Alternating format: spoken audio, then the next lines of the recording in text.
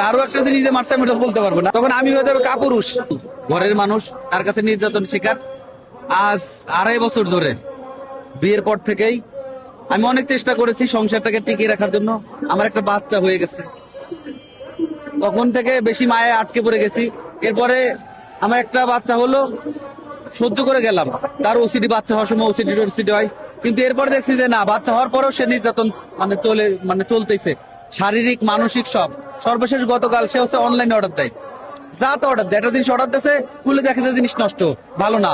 Sandal order দিয়েছে, ধরেন ওর লাগে 1.42, ও আনছে 40 বা 41 সাইজ, তবু ওটা ফেরত দেয় না, ওটা ইউজ করতে পারবে না, তারপর ফেরত দেয় না। আবার ওর পোশাক আশাক কিনে কিনে শুধু রাখতেছে, মানে ওটা ইউজ করে না, করার প্রয়োজন মনে করে না। আমার কাছে টাকা চাইতেছে, আমি ঠিক মতো টাকা যদি দিতে না পারি, তখন হচ্ছে আমাদের কাজের বুয়ার সামনে অকথ্য ভাষায় গালাগালি। আমি যদি কখন উত্তর দেই, তখন হচ্ছে সে আরো অশ্রাব্য ভাষায় গালাগালি করে।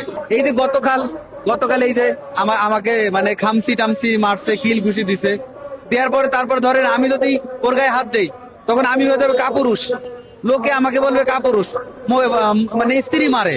এরপরে সে থানায় যদি যায়, তাহলে পুরুষ নির্যাতনের আমি মামলা খাবো, কেস করবো। তাহলে আমাদের উপায় কি? না লাঠি দিয়ে মারে নাই, হাত দিয়েই মারছে। ঠিক আছে, আরো একটা জিনিস যে মারছে আমি এটা বলতে পারবো না।